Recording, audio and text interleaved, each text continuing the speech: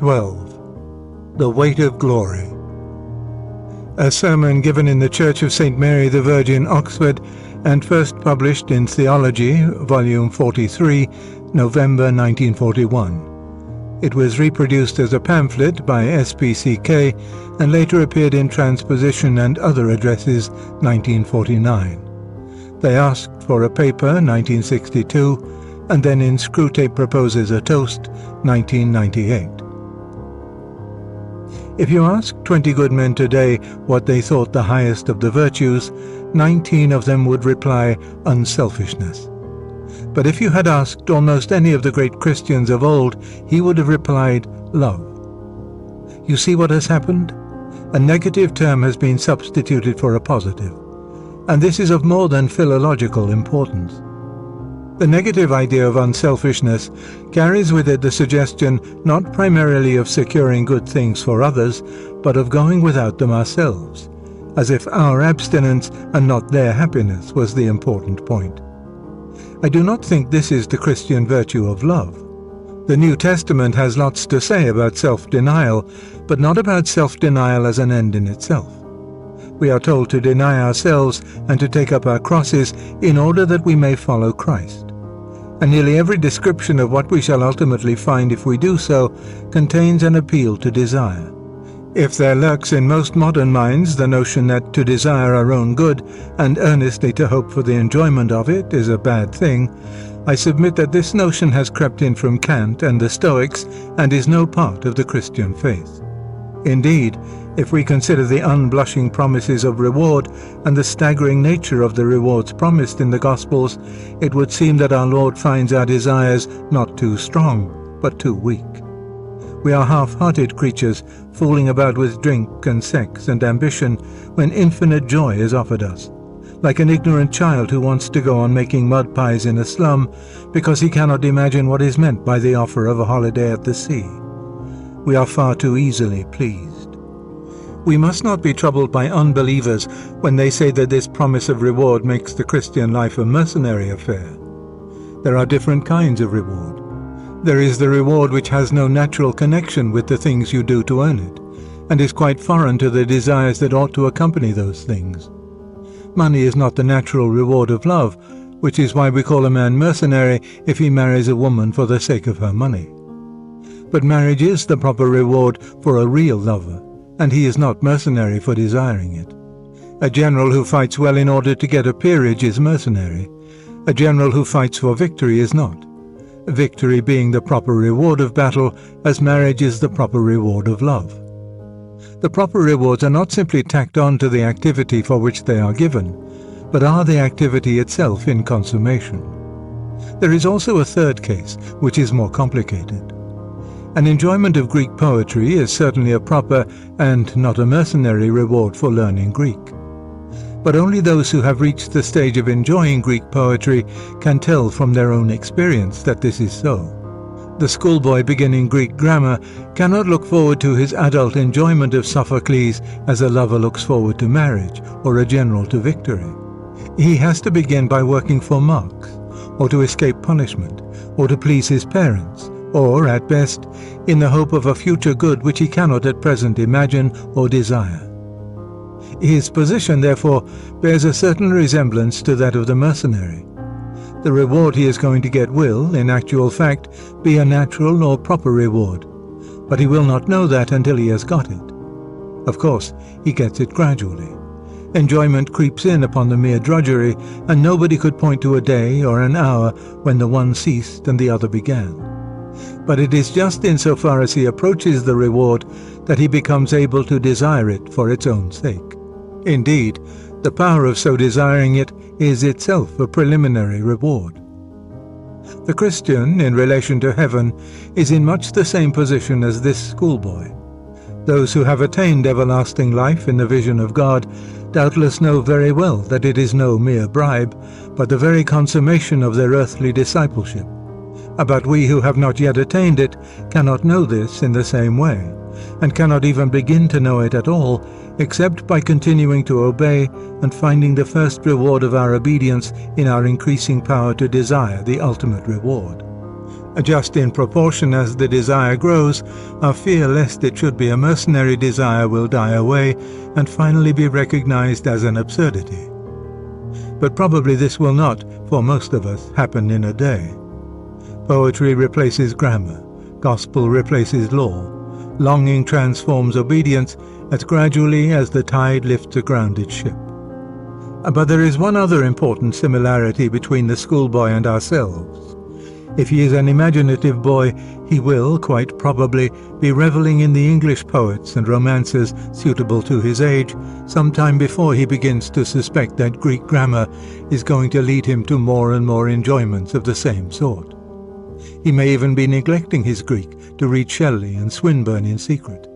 In other words, the desire which Greek is really going to gratify already exists in him, and is attached to the objects which seem to him quite unconnected with Xenophon and the verbs in me.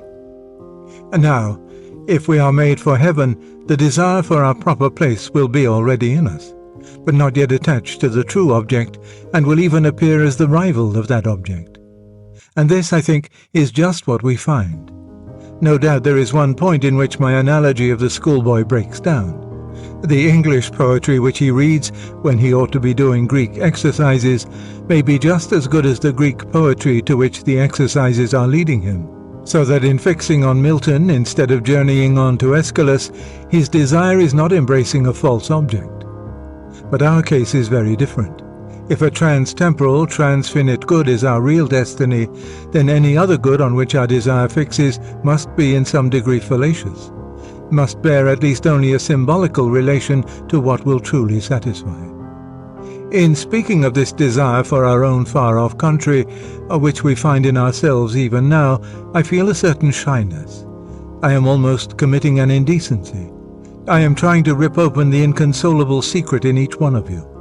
The secret which hurts so much that you take your revenge on it by calling it names like nostalgia and romanticism and adolescence. The secret also which pierces with such sweetness that when, in very intimate conversation, the mention of it becomes imminent, we grow awkward and affect to laugh at ourselves. The secret we cannot hide and cannot tell, though we desire to do both. We cannot tell it because it is a desire for something that has never actually appeared in our experience. We cannot hide it because our experience is constantly suggesting it, and we betray ourselves like lovers at the mention of a name. Our commonest expedient is to call it beauty, and behave as if that had settled the matter. Wordsworth's expedient was to identify it with certain moments in his own past. But all this is a cheat. If Wordsworth had gone back to those moments in the past, he would not have found the thing itself, but only the reminder of it. What he remembered would turn out to be itself a remembering. The books or the music in which we thought the beauty was located will betray us if we trust to them. It was not in them, it only came through them, and what came through them was longing. These things, the beauty, the memory of our own past, are good images of what we really desire. But if they are mistaken for the thing itself, they turn into dumb idols, breaking the hearts of their worshippers. For they are not the thing itself. They are only the scent of a flower we have not found, the echo of a tune we have not heard, news from a country we have never yet visited. Do you think I am trying to weave a spell? Perhaps I am. But remember your fairy tales. Spells are used for breaking enchantments as well as for inducing them. And you and I have need of the strongest spell that can be found to wake us from the evil enchantment of worldliness, which has been laid upon us for nearly 100 years. Almost our whole education has been directed to silencing this shy, persistent inner voice.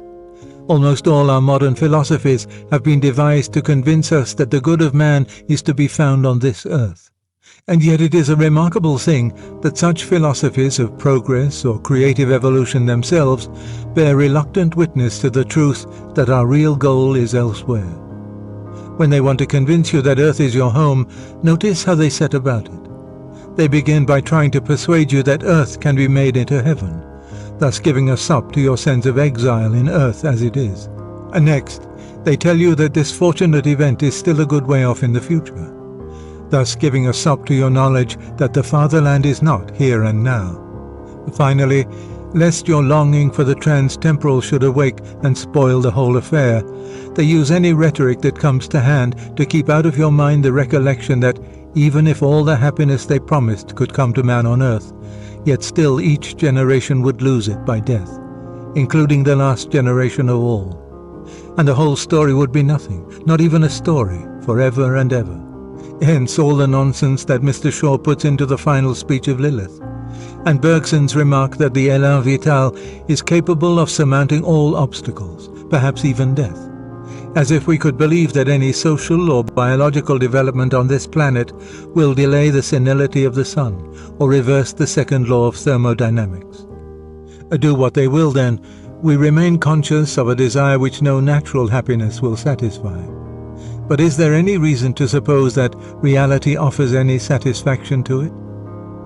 Nor does the being hungry prove that we have bread. But I think it may be urged that this misses the point. A man's physical hunger does not prove that that man will get any bread. He may die of starvation on a raft in the Atlantic. But surely a man's hunger does prove that he comes of a race which repairs its body by eating, and inhabits a world where eatable substances exist. In the same way, though I do not believe, I wish I did, that my desire for paradise proves that I shall enjoy it, I think it a pretty good indication that such a thing exists, and that some men will.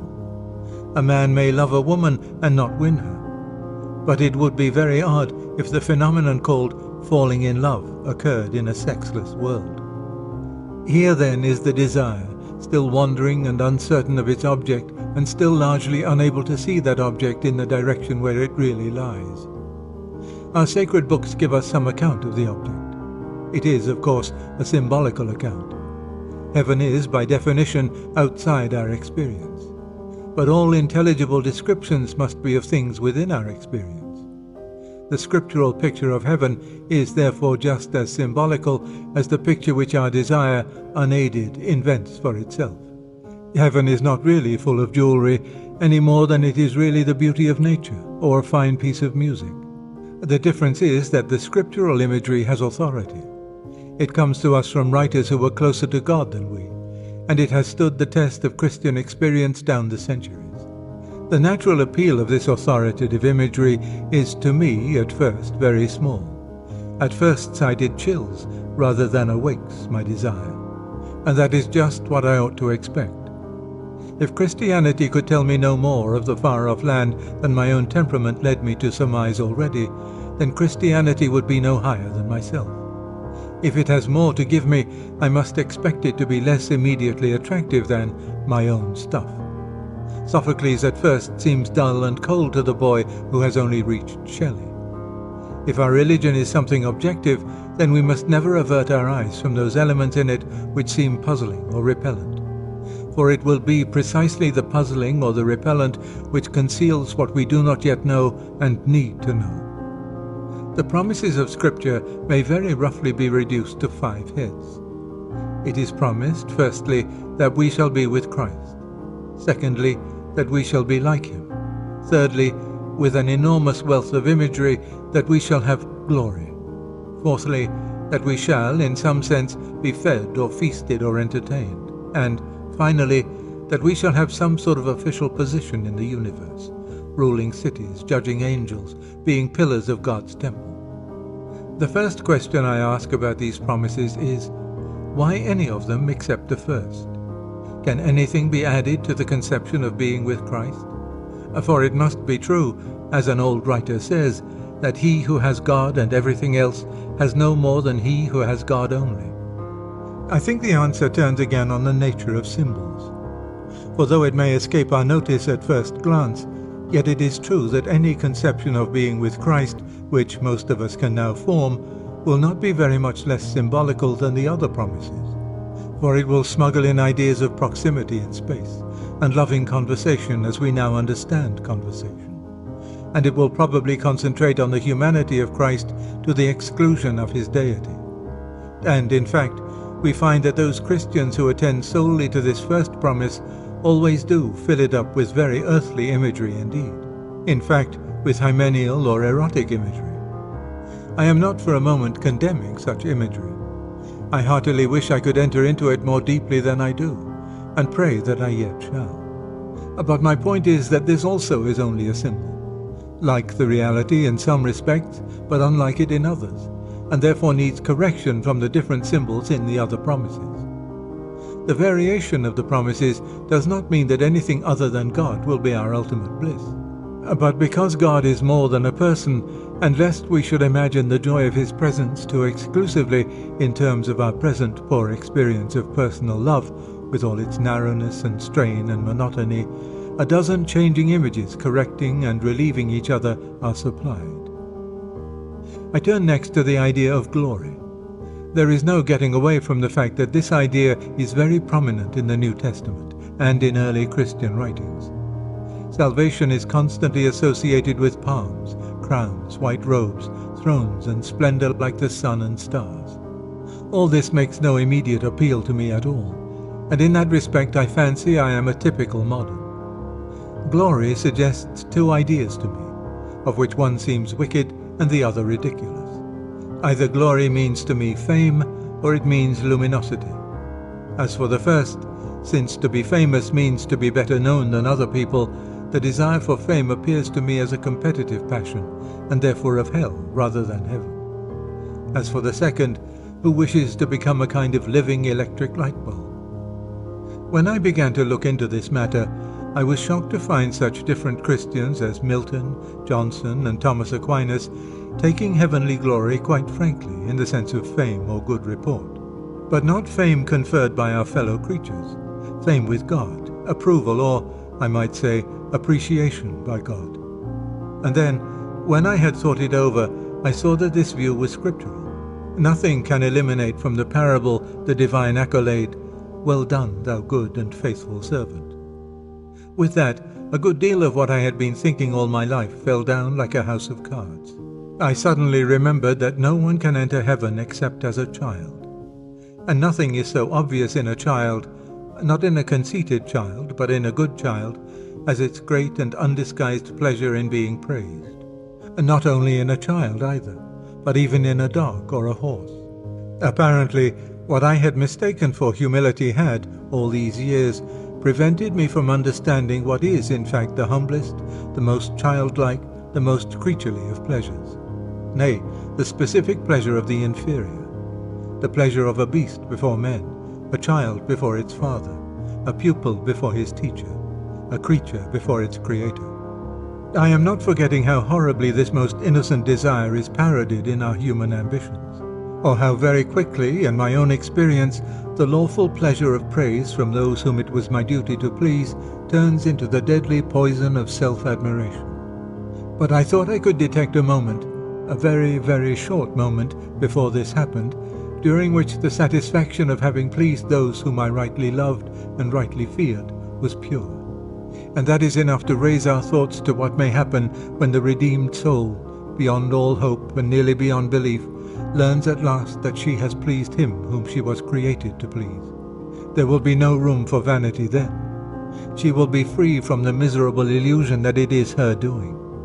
With no taint of what we should now call self-approval, she will most innocently rejoice in the thing that God has made her to be. And the moment which heals her old inferiority complex forever will also drown her pride deeper than Prospero's book. Perfect humility dispenses with modesty. If God is satisfied with the work may be satisfied with itself. It is not for her to bandy compliments with her sovereign. I can imagine someone saying that he dislikes my idea of heaven as a place where we are patted on the back. But proud misunderstanding is behind that dislike.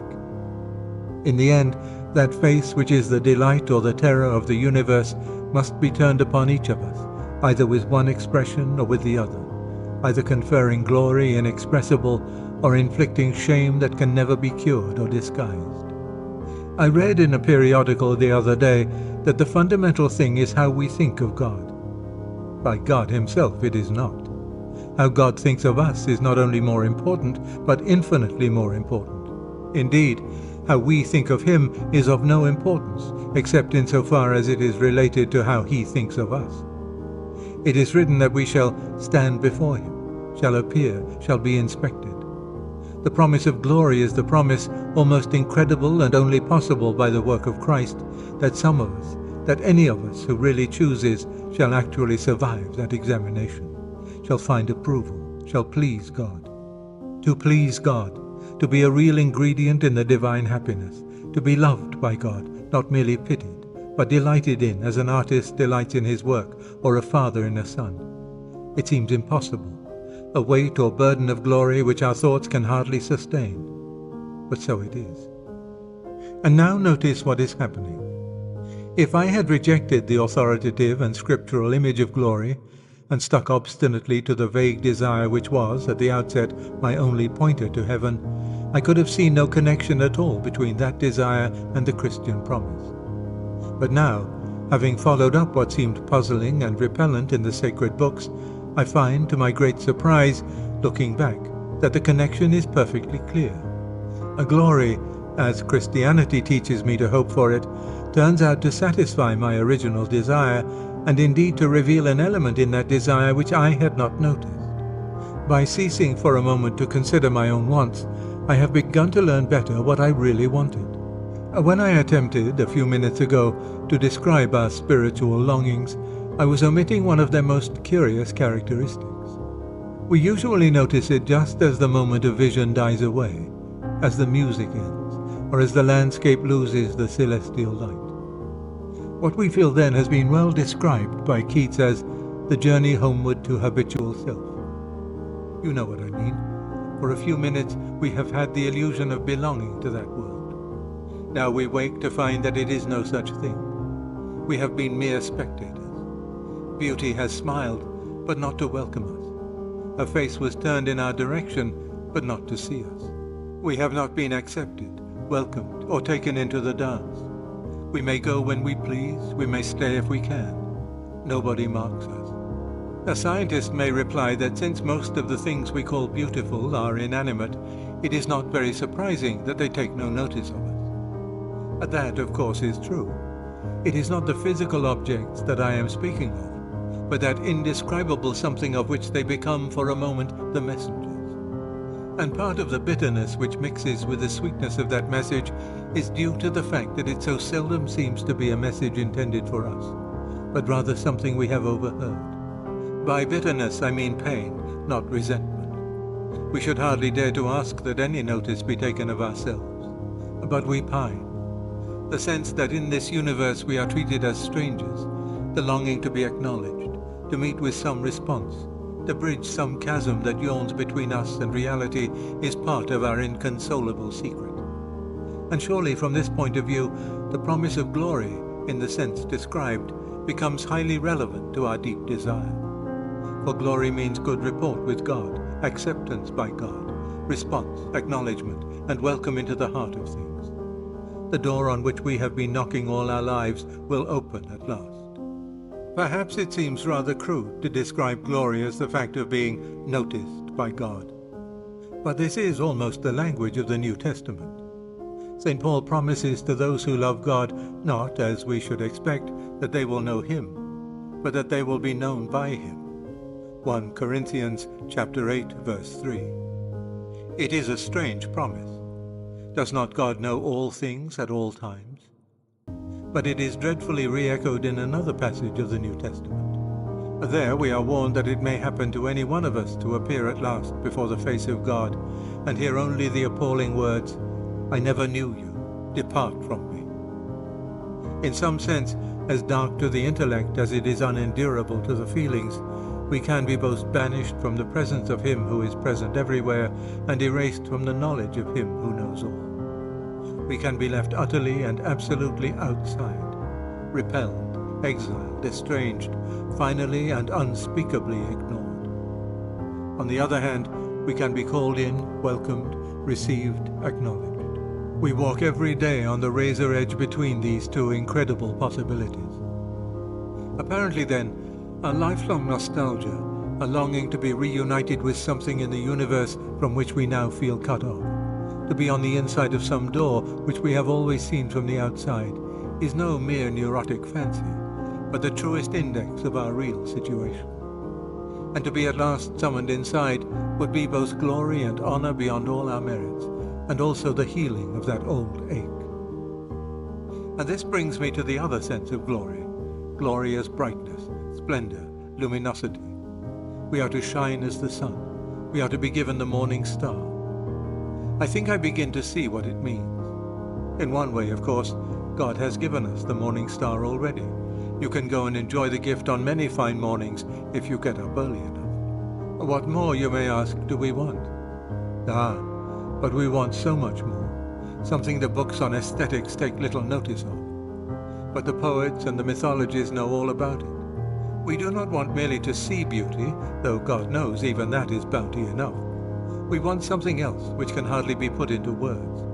To be united with the beauty we see, to pass into it, to receive it into ourselves, to bathe in it, to become part of it. That is why we have peopled air and earth and water with gods and goddesses, and nymphs and elves, that, though we cannot, yet these projections can enjoy in themselves that beauty, grace, and power of which nature is the image. That is why the poets tell us such lovely falsehoods. They talk as if the west wind could really sweep into a human soul, but it can't. They tell us that beauty born of murmuring sound will pass into a human face, but it won't, or not yet. For if we take the imagery of Scripture seriously, if we believe that God will one day give us the morning star, and cause us to put on the splendor of the sun, then we may surmise that both the ancient myths and the modern poetry, so false as history, may be very near the truth as prophecy. At present, we are on the outside of the world, the wrong side of the door. We discern the freshness and purity of morning, but they do not make us fresh and pure. We cannot mingle with the splendors we see. But all the leaves of the New Testament are rustling with the rumor that it will not always be so. Someday, God willing, we shall get in. When human souls have become as perfect in voluntary obedience as the inanimate creation is in its lifeless obedience, then they will put on its glory, or rather that greater glory of which nature is only the first sketch. For you must not think that I am putting forward any heathen fancy of being absorbed into nature. Nature is mortal. We shall outlive her. When all the suns and nebulae have passed away, each one of you will still be alive. Nature is only the image, the symbol, but it is the symbol Scripture invites me to use. We are summoned to pass in through nature, beyond her, into that splendor which she fitfully reflects. And in there, in beyond nature, we shall eat of the tree of life. At present, if we are reborn in Christ, the Spirit in us lives directly on God. But the mind, and still more the body, receives life from Him at 1,000 removes, through our ancestors, through our food, through the elements. The faint, far-off results of those energies which God's creative rapture implanted in matter when He made the worlds are what we now call physical pleasures. And even thus filtered, they are too much for our present management. What would it be to taste at the fountainhead that stream of which even these lower reaches prove so intoxicating? Yet that, I believe, is what lies before us. The whole man is to drink joy from the fountain of joy. As St. Augustine said, the rapture of the saved soul will flow over into the glorified body. In the light of our present specialized and depraved appetites, we cannot imagine this torrens voluptatis, and I warn everyone most seriously not to try. But it must be mentioned to drive out thoughts even more misleading, thoughts that what is saved is a mere ghost, or that the risen body lives in numb insensibility. The body was made for the Lord, and these dismal fancies are wide of the mark. Meanwhile, the cross comes before the crown, and tomorrow is a Monday morning. A cleft has opened in the pitiless walls of the world, and we are invited to follow our great captain inside. The following him is, of course, the essential point. That being so, it may be asked what practical use there is in the speculations which I have been indulging. I can think of at least one such use. It may be possible for each to think too much of his own potential glory hereafter. It is hardly possible for him to think too often or too deeply about that of his neighbor.